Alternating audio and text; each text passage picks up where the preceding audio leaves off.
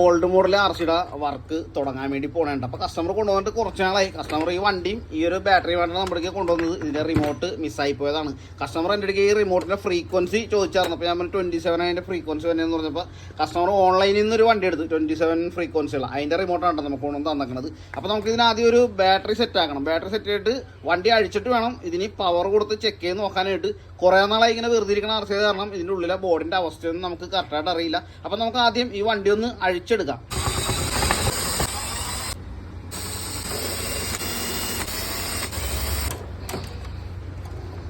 ഈ ഒരു RC കാറിൻ്റെ ഉൾസൈഡാണ് ഈ കാണുന്നത്. കുറേ നാൾ ഉപയോഗിക്കാണ്ട് വെച്ചത് കാരണം കംപ്ലീറ്റ് പൊടിയും കാര്യങ്ങളൊക്കെയാണ് ഇതിനകത്ത്. അപ്പോൾ നമുക്ക് ഇതൊക്കെ ഒന്ന് ആദ്യം ഒന്ന് ക്ലീൻ ചെയ്തെടുക്കാം.